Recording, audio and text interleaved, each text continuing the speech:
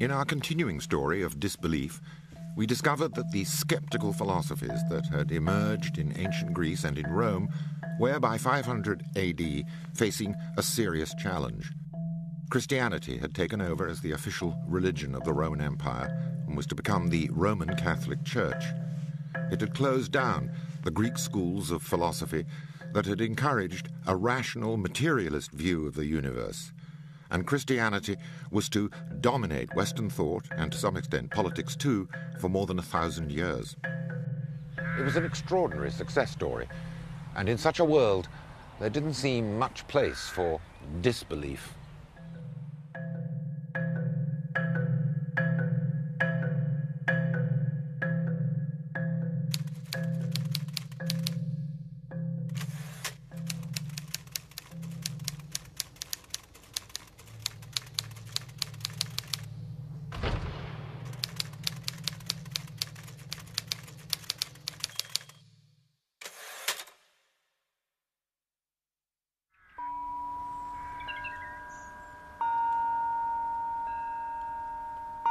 In spite of the continuing success of Christianity, it's not hard to find in Europe today the unused ruins of this once all-powerful church. So what happened exactly? It's very hard in the 21st century to get a real sense of the mentality of the past, especially when it comes to attitudes towards religion.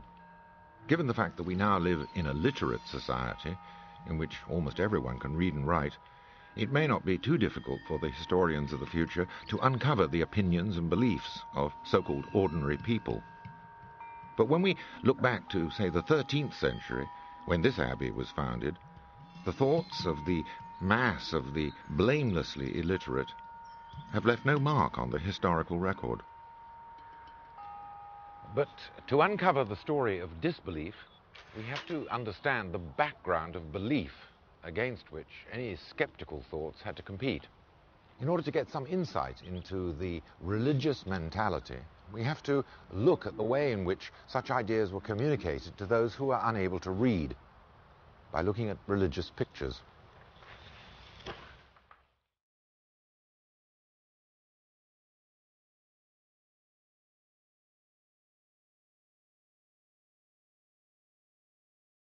This, of course, is the Scrovegni Chapel in Padua, where Giotto, one of the great pioneers of European art, painted a series of frescoes at the beginning of the 14th century. The pictures offer an accessible, almost comic strip version of the life and death of Christ. With the astonishingly rapid onset of Christianity, religious belief in Europe underwent a far-reaching and irreversible change in its character. Although it took some time for the creed, the sacraments, and the liturgy to settle down into their canonical form, there soon began to emerge a sacred text, supervised, maintained, and interpreted by a centralized dogmatic authority. And instead of the loose and somewhat unauthorized folklore of pagan antiquity, there began to emerge articles of faith, the most important of which, inherited from the Jews, was the idea that there was one and only one God who had created the world with the express purpose of giving his most favored creature the awesome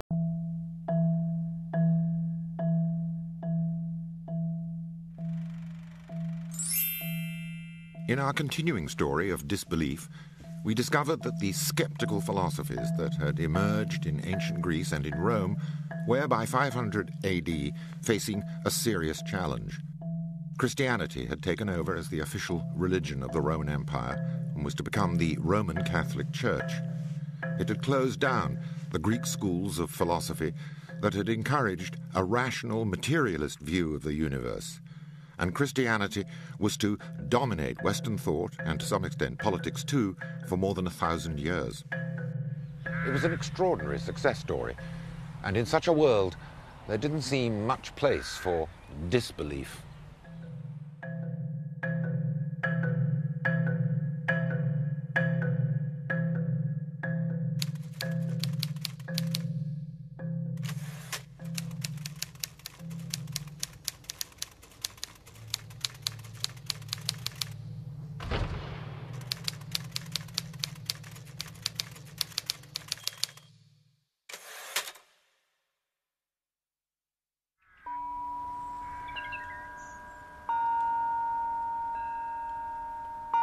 In spite of the continuing success of Christianity, it's not hard to find in Europe today the unused ruins of this once all-powerful church. So what happened exactly? It's very hard in the 21st century to get a real sense of the mentality of the past, especially when it comes to attitudes towards religion. Given the fact that we now live in a literate society, in which almost everyone can read and write, it may not be too difficult for the historians of the future to uncover the opinions and beliefs of so-called ordinary people. But when we look back to, say, the 13th century, when this abbey was founded, the thoughts of the mass of the blamelessly illiterate have left no mark on the historical record. But to uncover the story of disbelief, we have to understand the background of belief against which any skeptical thoughts had to compete. In order to get some insight into the religious mentality, we have to look at the way in which such ideas were communicated to those who are unable to read, by looking at religious pictures.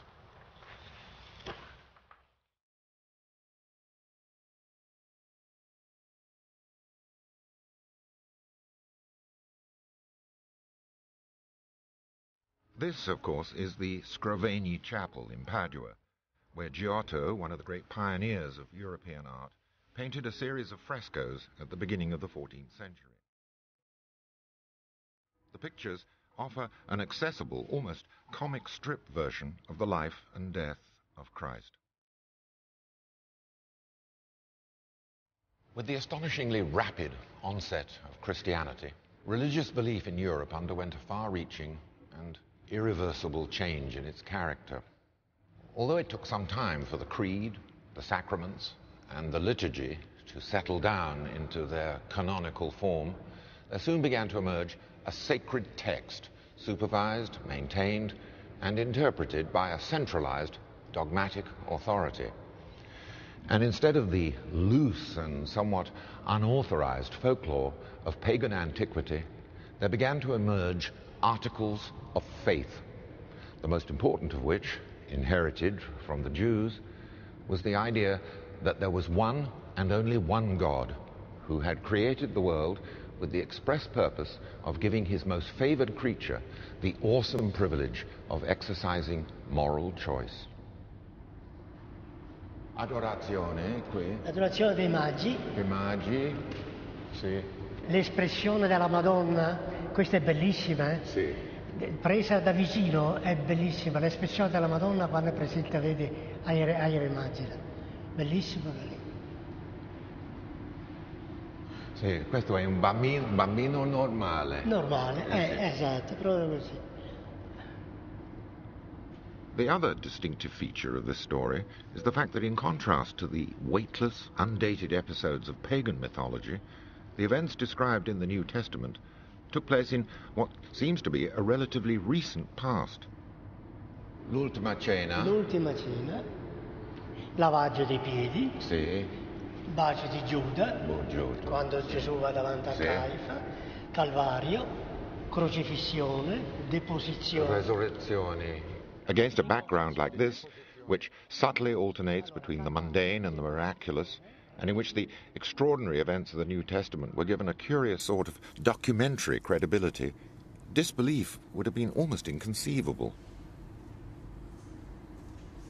Looking up at these 700-year-old pictures, I'm struck by the way in which they, and what they represented, must have dominated the mentality of their 14th century observers.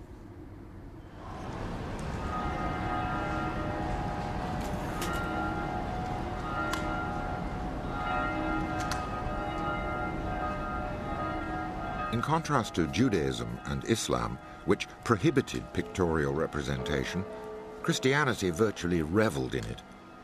The result was that the Christian imagination was more or less surrounded by an impenetrable cyclorama of sacred imagery.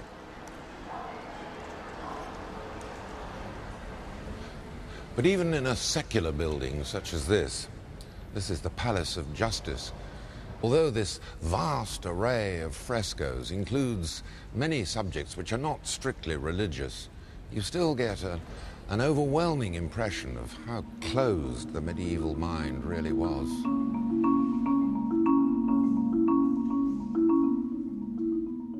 But things were about to change.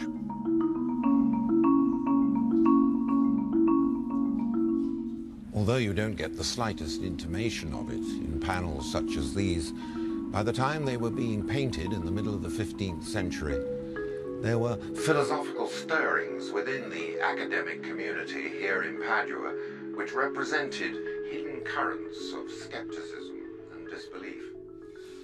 Actually, it occurs to me that there are two unacknowledged streams of thought which orthodox people are beginning to refer to as atheist.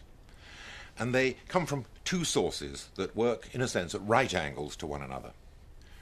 One, if you like, is a horizontal influence arising from the effects of increasing worldwide travel, with the discovery that people don't necessarily share the same beliefs.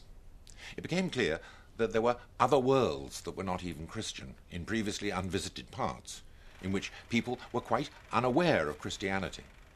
In the 17th century, Jesuit missionaries had come back from China and had to reconcile themselves with the fact that there were civilizations in which Christianity had no place whatsoever. But their philosophy nevertheless satisfied and sustained a moral world for at least 300 million people.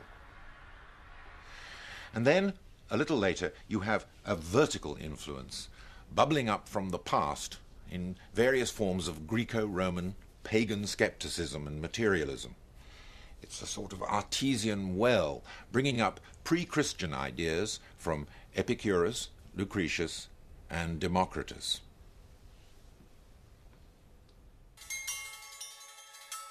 Fear is the mother of all gods. Nature does all things spontaneously by herself, without their meddling. To be the center of the universe, around which everything else revolved. After all, you could see it happening. The sun went round the earth every day, you could see it. The moon went round the earth at night, and you could actually see it. Even the stars revolved around the earth, at least if you were patient enough to notice them.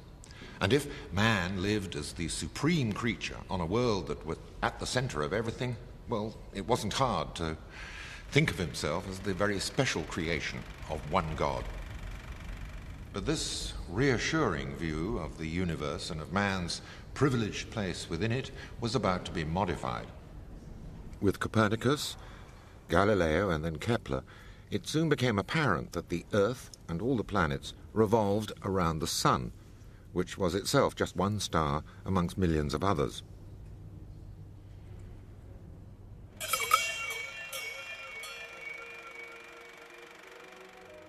It's quite hard for us today to imagine how disconcerting Copernicus' ideas must have been when they were published in 1543.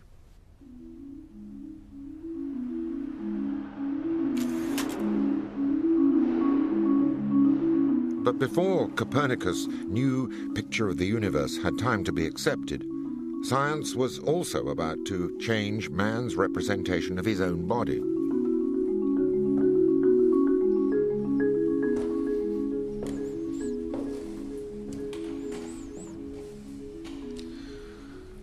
I don't think it's altogether a coincidence that the work which the Belgian anatomist Vesalius did here in Padua, accurately dissecting and illustrating the human body, was published in the very same year that Copernicus published his work on the physical structure of the universe.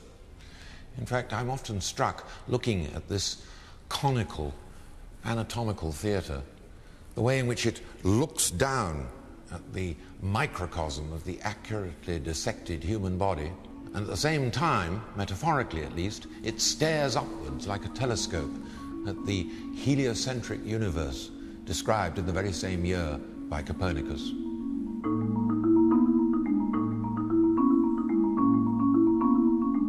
Although the Christian authorities had suspicions, it's quite difficult to identify any religious misgivings on the part of either of these two scientists, Vesalius on the one hand and Copernicus on the other. Since the human body was unarguably God's handiwork, Then the anatomical details revealed by dissection simply confirmed the ingenuity of his design, and the same principle held for the universe at large. But even if these scientific initiatives, if one can call them that, had no effect upon the authority of Scripture, one can still recognize in them the almost imperceptible hairline cracks in the rigid crust of religious creed. One of the reasons why these fracture lines were so imperceptible was the fact that the people most conspicuously responsible for the new sciences were pious Christians, for whom the very fact that it was all so sublimely mechanical and obeyed such extraordinarily inflexible and unvarying laws was itself a sign of the truth of their prior commitment to the idea of God as the divine designer and creator. For a long time, what was described as the mechanization of the world picture could coexist quite comfortably with the belief in God.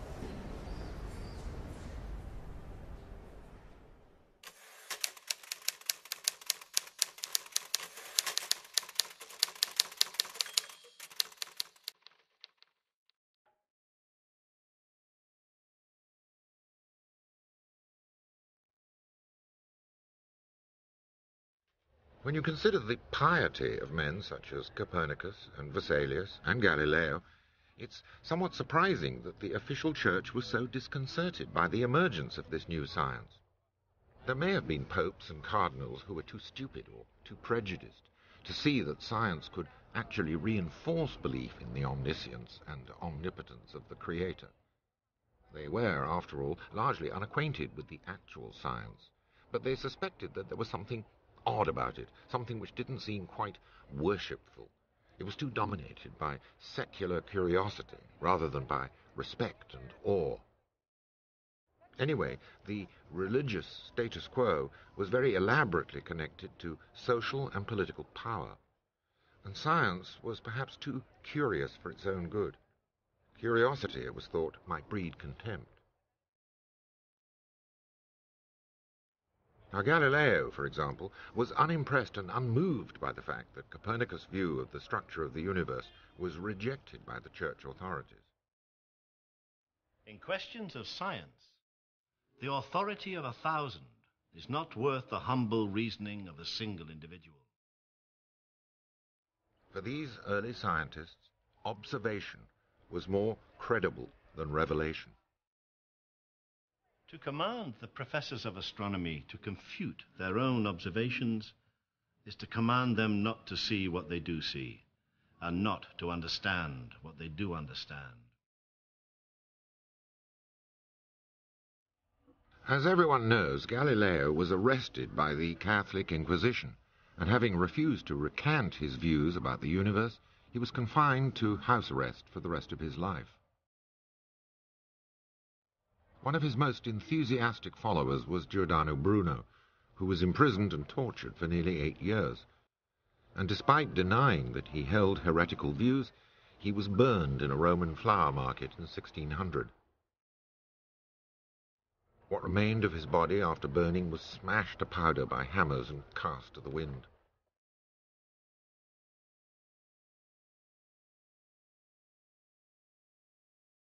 The fact is that these scientists had no difficulty in reconciling their faith with their knowledge. It was oddly enough the church that behaved as if there was an inevitable conflict between religion and science.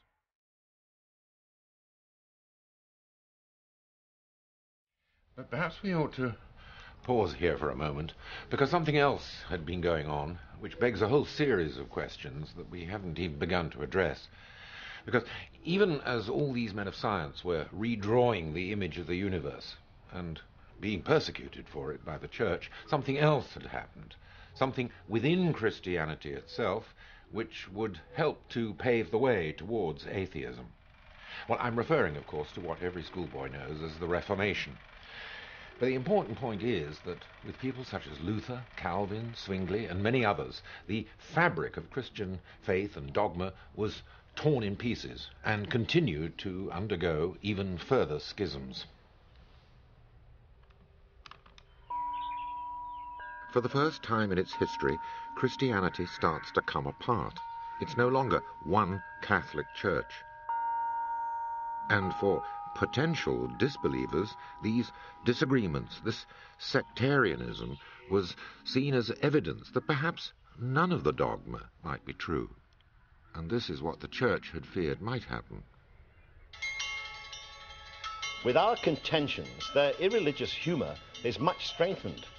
Nothing pleaseth them better than these manifold oppositions upon the matter of religion. Some of the new sects introduced ideas which the Christian authorities regarded as little short of atheism. The Anabaptists, for example, were a group who, in spite of their protestations to the contrary, were widely regarded as atheists. And this brings us to another group, the Unitarians, who were also viewed as atheistical.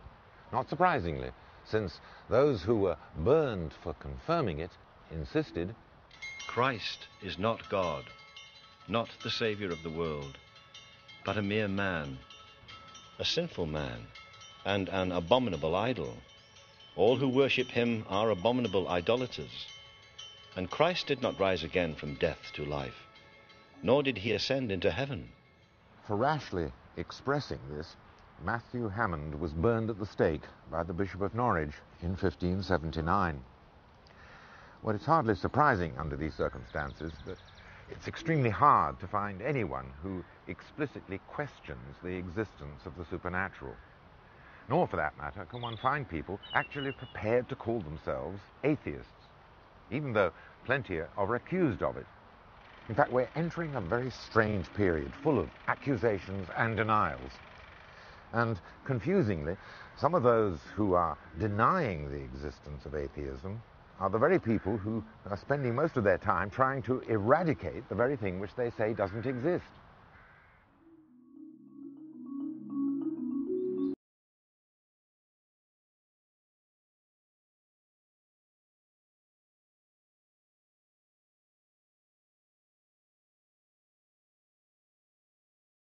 Period, which was to last almost 2 centuries, was full of accusations, denials, and curious contradictions, and has been studied by the Cambridge historian Simon Schaffer.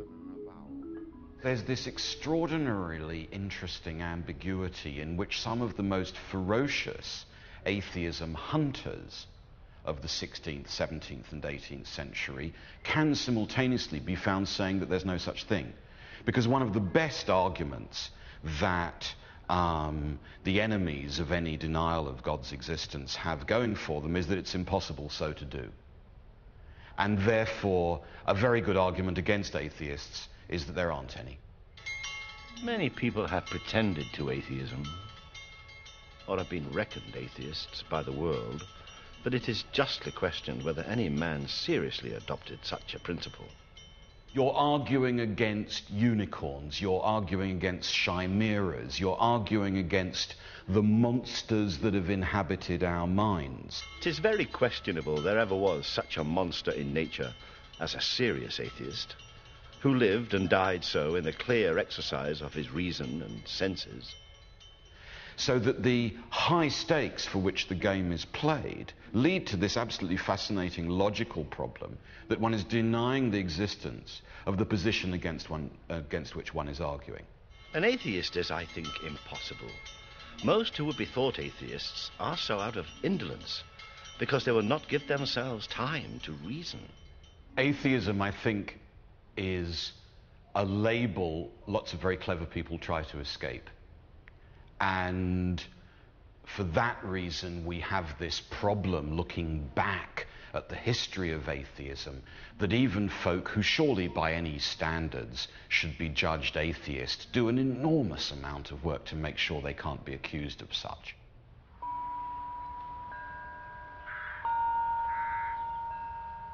So, are there any atheists at this time? Well, so many sermons are being preached, so many books written and laws passed to combat atheism, that it seems quite clear that something's going on. The convictions and doubts of the unlettered masses may not be available for academic scrutiny, but we are entering a phase during which something we can recognize as atheism is just beginning to emerge. All the same, the people who are most obviously involved in its development consistently deny that they are in any way disbelievers. I think the word atheist stays a boo word, a word you don't want to have yourself associated with right up to the end of the 18th century and in many cases beyond. The word atheist is not a word you wear on your t-shirt, and it's what the enemy will always attribute to you.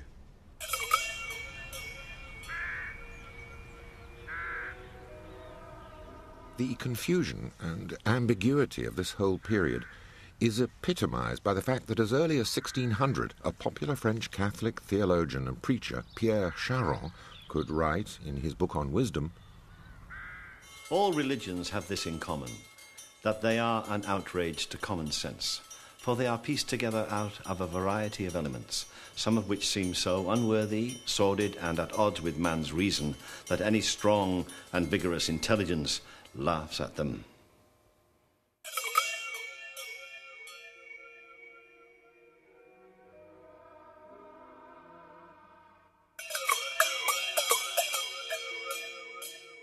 The point is that from the Reformation onwards, Christianity had been undergoing an internal reconstruction at the hands of other Christians.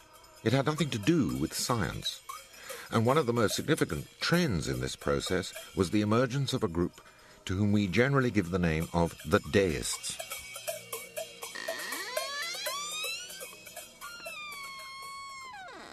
The Deists were a largely upper-class group, and as the name suggests, they certainly did believe in a deity.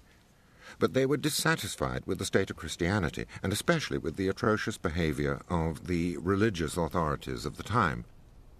So while Deists accepted that there was some kind of supreme being at the dawn of creation, they often accepted little or nothing else.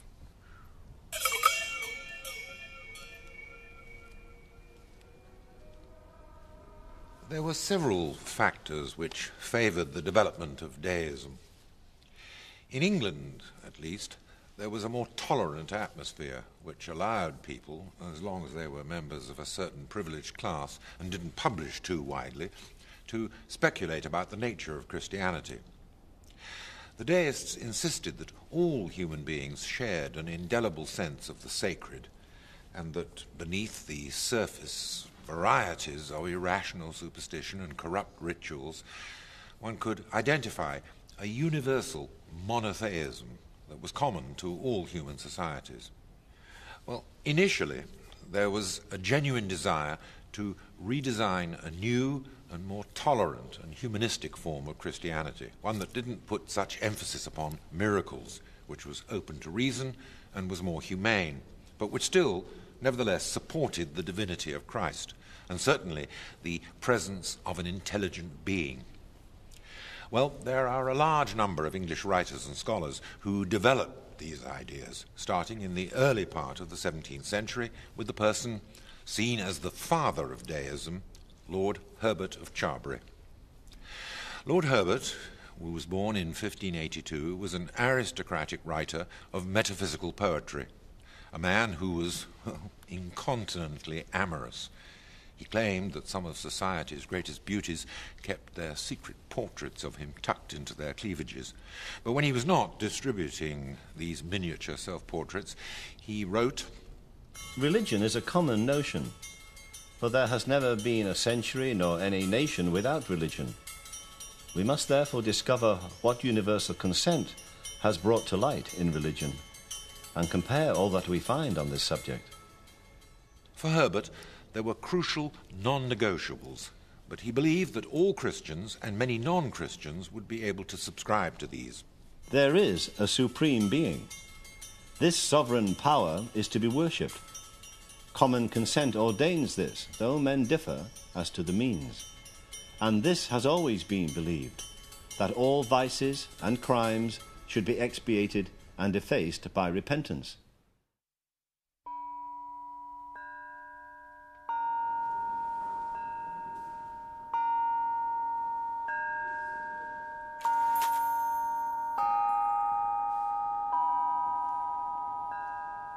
Although the deist movement developed quite rapidly in the 17th and especially in the 18th century, it's still quite difficult to identify anyone you could call an explicit atheist.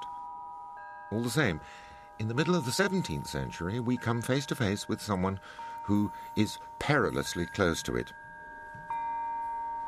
Thomas Hobbes, the son of a Wiltshire vicar, who spent much of his life as a tutor to the children of aristocracy, including at one time the young boy who would become King Charles II. His philosophy was completely materialist or monist, not unlike the classical philosophers he'd studied, Epicurus, Democritus, and Lucretius. Hobbes denied any idea of the immaterial. His target was conventional religion. What is so fascinating about Hobbes's criticisms is that he uses a lot of the arguments the most conservative apologists for established religion use, and then ingeniously reverses them. So conservative apologists for religion often say, look at all the sects. Don't you see how bad and dangerous it is to leave the path of the one true faith? Hobbes simply turns the argument round and says, don't you see that the appalling history of sectarianism, persecution, heresy hunting shows you that this way of thinking about the world is intrinsically unsound? Hobbes lays the ground for atheism partly because he is what philosophers call a monist. There is only one kind of stuff in the world, which is matter. And it's the matter that we see and feel and sense and touch, and there's nothing else. The universe, the whole mass of all things that are, is corporeal, that is to say, body, and hath the dimensions of magnitude, length, breadth, and depth. Every part of the universe is body, and that which is not body is no part of the universe. And because the universe is all, that which is no part of it is nothing, and consequently, nowhere. He is in fact echoing something which had already been expressed earlier on in pagan antiquity. Absolutely. And I think, again, what I take to be decisive about Hobbes' intervention in the middle of the 17th century is that he manages brilliantly to pull together a whole series of arguments that are distributed in the pagan philosophical tradition, in classical antiquity. With Democritus and Epicurus. They're systematized, they're turned into a coherent philosophical program, and what that meant was, perhaps more than anything else in the English tradition, that you rarely get an argument against atheistical philosophy that, as it were, it's not systematic. You can't say that anymore. You can say that it's an evil system, or that it's based on a profound logical error, but it's very difficult to say that it's not been systematized, that it's not, as it were, on the table. What I think matters, both historically and philosophically, about Hobbes's work is that it provides most of the important philosophical resources for atheism afterwards.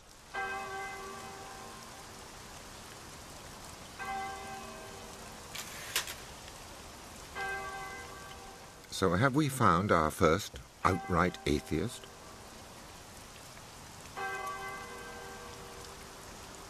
Well, as you might suspect, there's not much room for the immaterial soul in Hobbes' materialistic picture of the universe.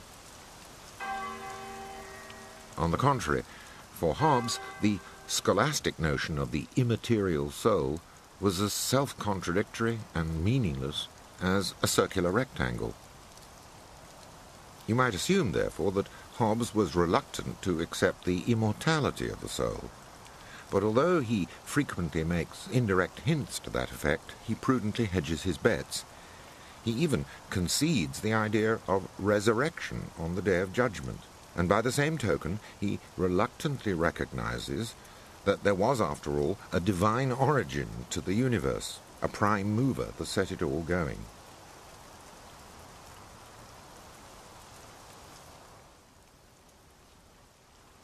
Considering the overall tone of his discourse, and its otherwise radically materialist attitude, it's quite startling to find Hobbes' tomb displayed in his local church in Derbyshire. After all, many people did think that Hobbes was an atheist, or at least the encourager of atheists. Not one English infidel in 100 is any other than a Hobbist, which I know to be rank atheism.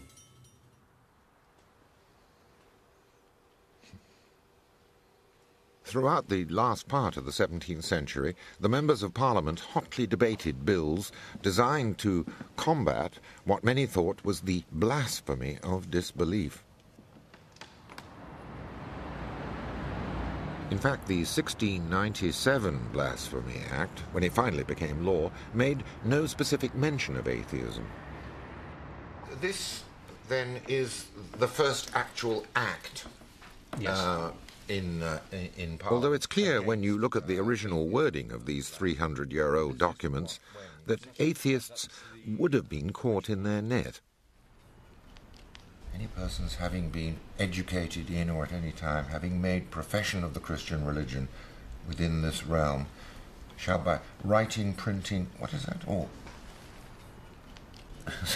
earthing or advised speaking, deny any of the persons of the Holy Trinity to be God. And then this was sort of hastily put in thing here. Yes, that's an amendment. An amendment. Oh, yes. As if someone said, oh, and who shall incidentally, what is it, insist that there is more than one God.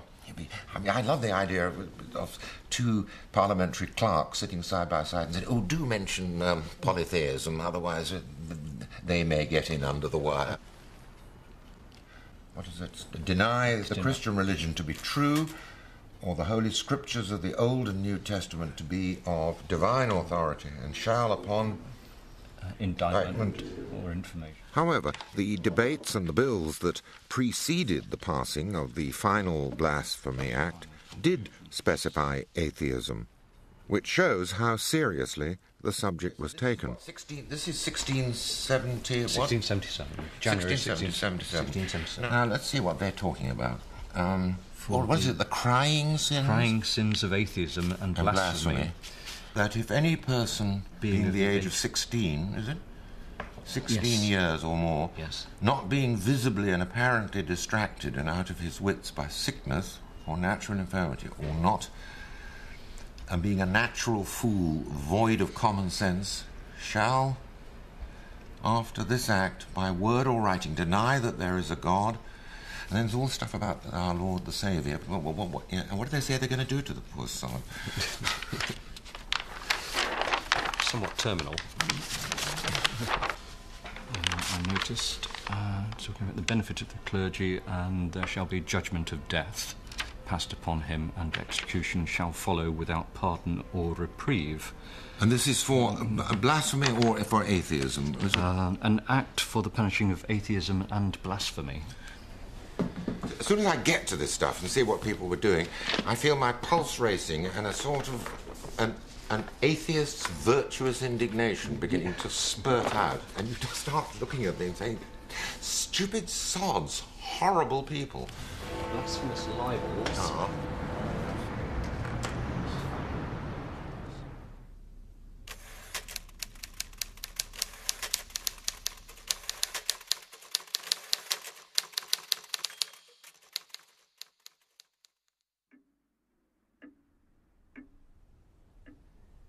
While the early deists were busy reconstructing Christianity, at the same time being very careful to avoid the accusation of atheism, the world of science had been steadily progressing. The Copernican view of the universe may have convinced the freest thinkers, but even with the support of Kepler and Galileo, it seemed mathematically flawed, and no one really knew how it was supposed to work exactly until, as Alexander Pope famously said, nature and nature's laws lay hid by night. God said, let Newton be, and all was light. As with so many slogans of this sort, Pope's famous couplet, of course, is an oversimplification. But Isaac Newton's theories about gravity and about the laws of motion certainly made it impossible now for intelligent men to adhere to the earth-centered universe that the Catholic Church was still so insistent about. Whatever man's role was in the great scheme of things, it was now impossible to think of it as being, well, literally center stage. Now, the extent to which Newton's Christianity differed from Anglican orthodoxy didn't become fully apparent until his previously unknown religious writings were discovered in the last century. But it's now quite clear that his scientific achievements were closely related to his religious convictions, and that he was convinced that God revealed himself in words just as much as he did in creative acts. It seems that two patterns are emerging when it comes to the role of science in the history of disbelief. One which we've already seen when we were looking at Copernicus and Galileo. It's that most of the scientists involved, and that included Newton, remained firm believers, either in spite of, or in most cases, actually because of their science. Well, the second pattern is to be seen amongst people who are not actually scientists, intellectuals and in some cases theologians, who found it quite easy to reconcile the new scientific discoveries with their belief in the existence of an omnipotent being.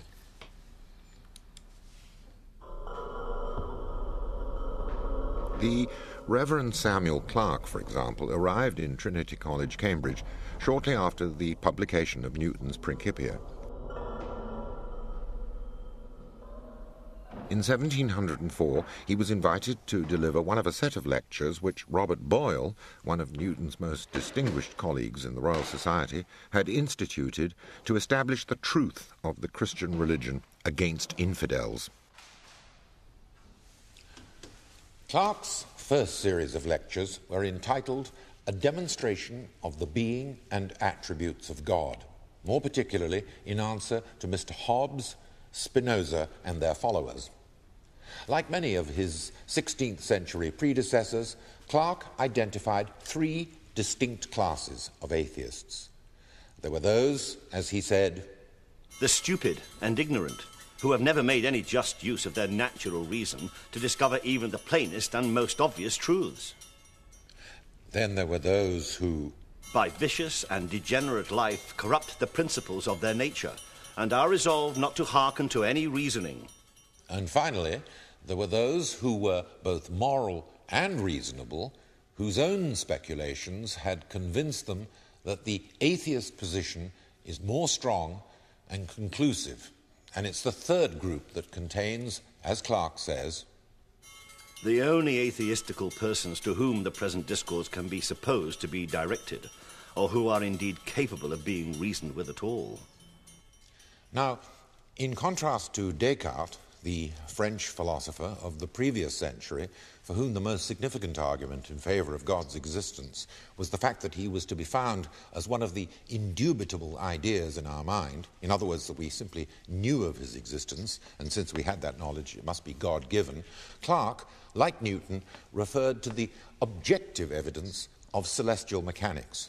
And like many authors, before and after, Clarke also invoked biology as evidence of intelligent design. The late discoveries in anatomy and physics, the circulation of the blood and the exact structure of the heart and brain bear insensible marks of conscious contrivance. Well, in spite of its apparently rigid logic, the religious conclusions which Clarke arrived at don't necessarily follow from the mechanical evidence which he cites. Like Newton, after all, he was a pious Christian, predisposed to visualize nature as the expression of omnipotent intelligence. So that, in an important, unavoidable sense, the arguments which he develops are in the service of, well, a foregone conclusion.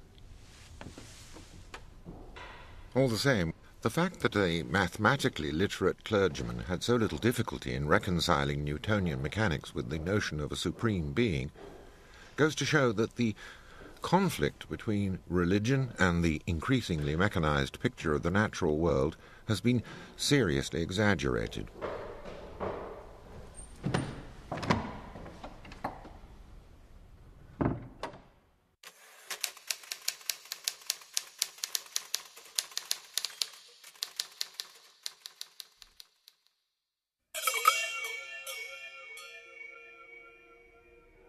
As we've already seen, ever since the Reformation, there's a sense in which the road to atheism was paved not with science, but with religious intentions. The efforts of deists such as Hobbes to create a more reasonable form of religion had unknowingly helped to forge the very weapons that would eventually be turned against the whole idea of religion. Hobbes lived out the last years of his life here in the elegant home of the Devonshire family, whose children he had tutored. But there were a great many of these so-called deists in England, which incidentally was sufficiently tolerant to allow these gentlemen, and it's very important to realize that most of them were gentlemen, to freely express these ideas. But I'd be here for another 4 programs at least if I were to do justice to names such as Shaftesbury, Bolingbroke, Toland, Tyndall, Anthony Collins, all of whom in their various ways were trying to identify something that was common to all religions, some primeval origin of them. However, although many of them are significant, there's one giant who's perhaps the most significant philosopher in the English language to have expressed these deist notions, and who, in fact, although he never admitted himself to be an atheist as such, he was clearly and unarguably the most vividly elegant and eloquent skeptic of them all. I'm referring, of course, to the great Scottish philosopher David Hume. I have always considered David Hume as approaching as nearly to the idea of a perfectly wise and virtuous man as perhaps the nature of human frailty will allow. David Hume was born in 1711, 32 years after the death of Hobbes. He went up to university in Edinburgh at the age of 12 to study a degree of his own devising. By the age of 20, he had already travelled to France and had begun to write his treatise on human nature.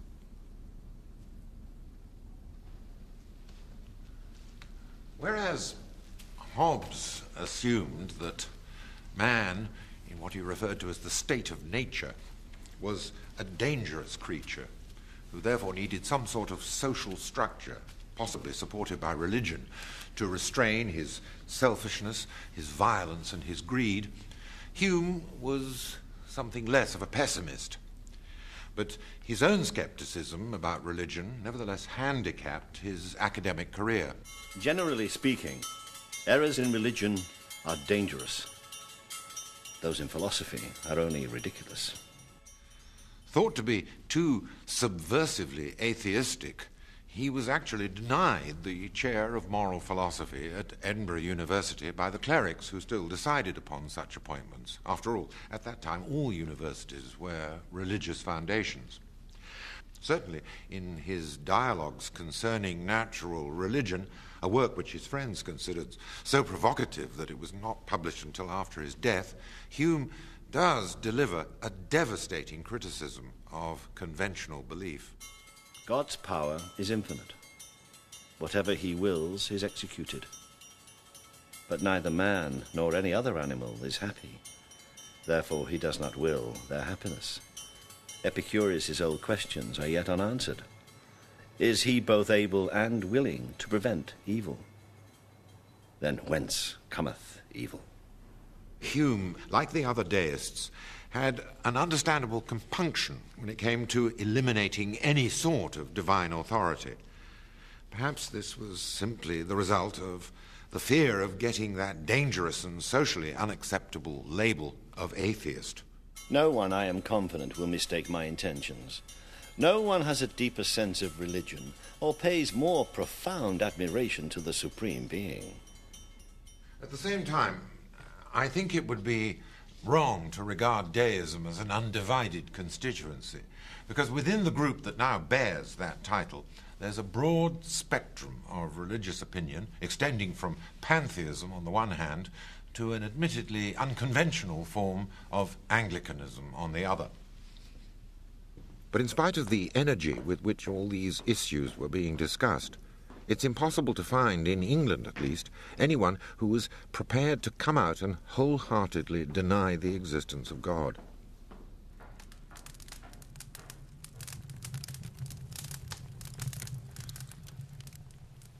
Looking back over this period in the history of human thought, I'm intrigued and slightly depressed by the extent to which the religious environment inhibited the open expression of skepticism.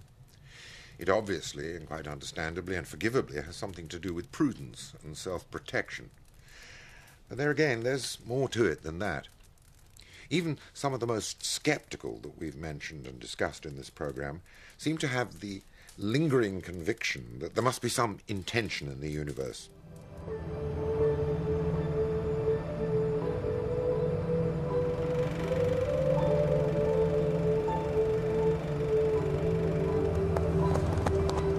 By the end of the 18th century, English deism may have begun to flag and weaken. And although David Hume may have been working earlier in Paris as diplomat, deist ideas were actually conveyed to Europe by the French philosopher Voltaire, where, despite France's Catholicism, her philosophers such as Pierre Bayle, Condillac, La Mettrie, Diderot and others were reaching conclusions which their English counterparts were still resisting.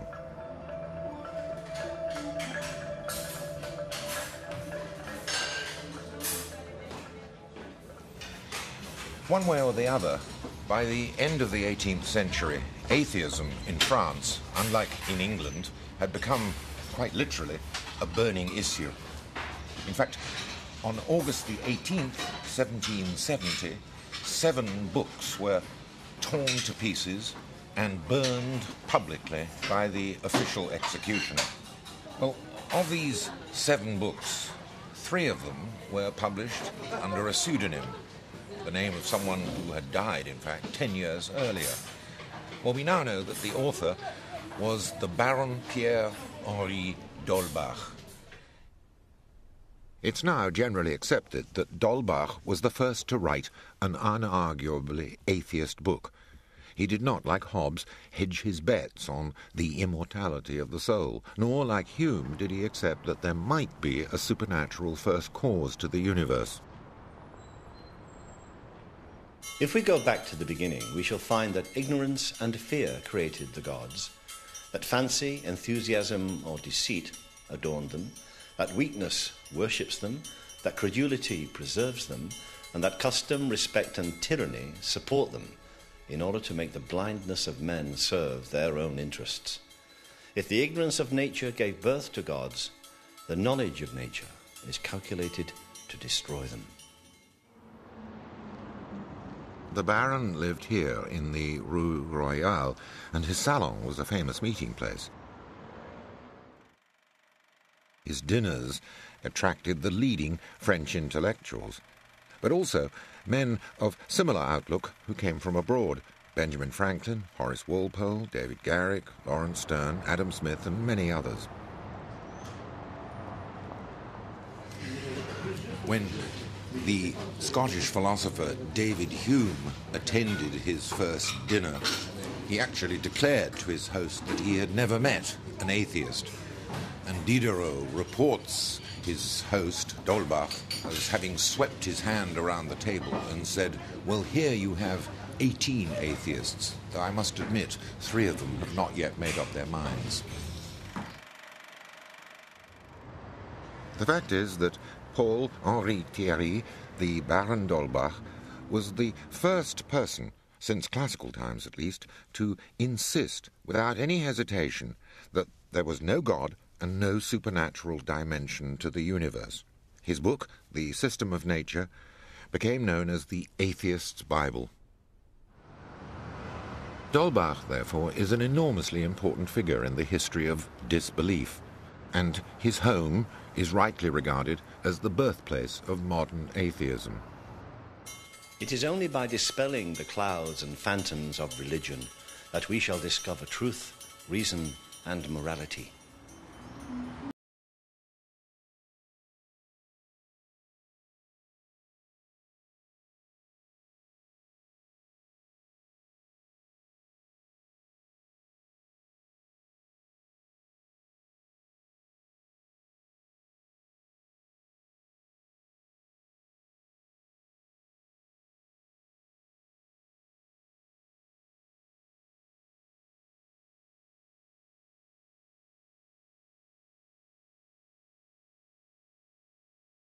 I'd have thought there would be a plaque on one of these elegant facades, or at least a modest inscription commemorating the fact that one of the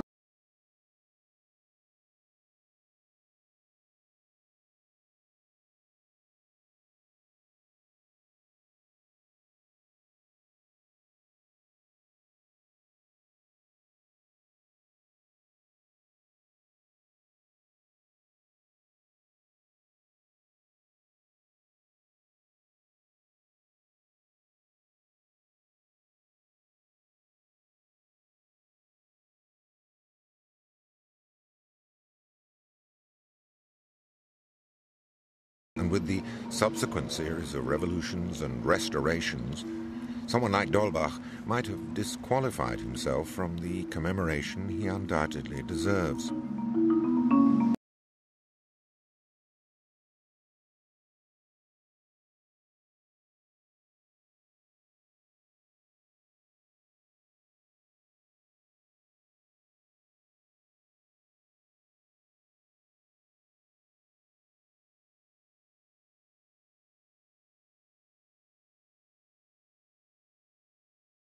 Buried here in the church of Saint-Roch, less than half a mile away, and yet his grave no longer exists, apparently.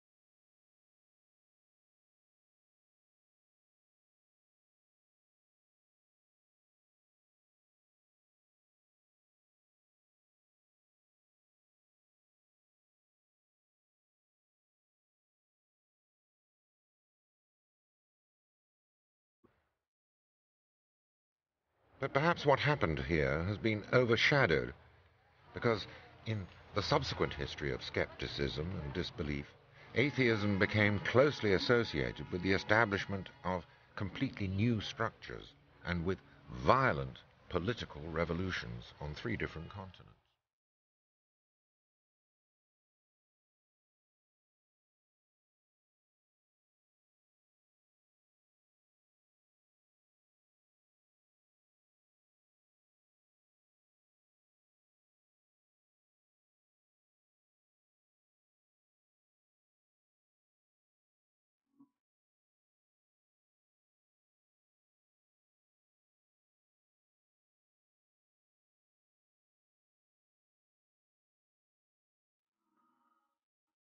Can you hear me?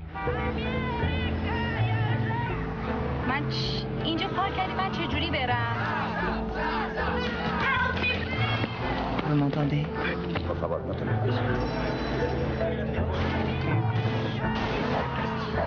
Can you hear me? I love you. The best films from around the world, every Saturday on BBC 4.